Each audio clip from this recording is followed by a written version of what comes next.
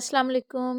कैसे हैं आप लोग। आज मैं आपके साथ शेयर करूंगी पकोड़ा सैंडविच बनाने की रेसिपी। ये आम सैंडविच की तरह नहीं होते, इनका जायका बहुत ही ज़्यादा ज़बरदस्त और स्पेशल होता है।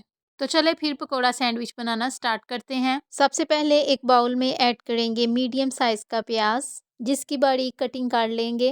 उसके बाद इसमें ऐड करेंगे सब्ज़ मिर्च, सब्ज़ धनिया, हाफ़ टी स्पून इसमें ऐड करेंगे अजवाइन। अजवाइन पकोड़ा सैंडविच को बहुत ही अच्छा फ्लेवर देगी। उसके बाद इसमें ऐड करेंगे 1 स्पून सूखा धनिया, 1 स्पून सूखी मेथी, 1 स्पून नमक, 1 स्पून कुटी हुई लाल मिर्च, 1 क्वार्टर टी स्पून हल्दी और 1 quarter tea spoon yellow food colour. Yellow food colour pakora sandwich को बहुत ही अच्छा कलर देगा। उसके बाद इसमें ऐड करेंगे पकोड़ा सैंडविच की सबसे अहम चीज़ यानी कि बेसन, जिसकी क्वांटिटी मैंने 1 प्याली ली है।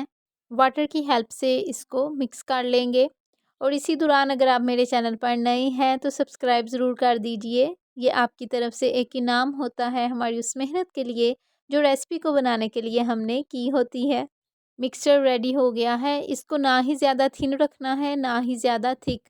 अब हमें चाहिए ब्रेड की 4 पीसेस में या सैंडविच शेप में बहुत ही एहतियात से कटिंग कर लेंगे।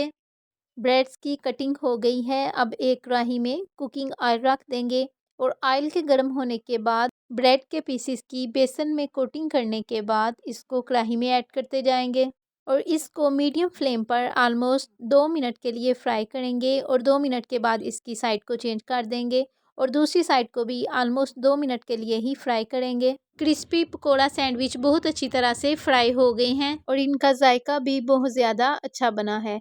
पकोड़ा सैंडविच को रायते के साथ सर्व करेंगे जो इसके जायके को और भी ज़्यादा बढ़ा देगा। रायता होममेड है और बहुत ही ज़्यादा स्पेशल है और इसकी रेसिपी भी मैंने बहुत डिटेल से शेयर की हुई है। और आपकी आसानी के लिए मैं रायते की रेसिपी की लिंक डिस्क्रिप्शन में ऐड कर देती हूँ। आप इजीली वहाँ से इसकी रेसिपी को देख सकते हैं। ये क्रिस्पी पकोड़ा सैंडविच बनाने की बहुत ज़्यादा इजी रेसिपी है जो कि बहुत ही कम वक्त में तैयार भी हो जाती है। तो आप भी ज़रूर ट्राई कीजिएगा और मुझे कमेंट बॉक्स में ज़रूर बताइएगा आपको आज की मेरी रेसिपी कैसी लगी, या जब आपने ये रेसिपी ट्राई की तो आपकी कैसी बनी और आपको कैसा फ़ीडबैक मिला। मुझे आपके कमेंट का वेट रहेगा। अगर आपको मेरी आज की रेसिपी अच्छी लगे तो इसे लाइक और अपने फ्रेंड्स के साथ ज़रूर शेयर कीजिएगा और मेरे चैनल को भी ज़रूर सब्सक्राइब कीजिएगा। अल्लाह हाफ़िज़।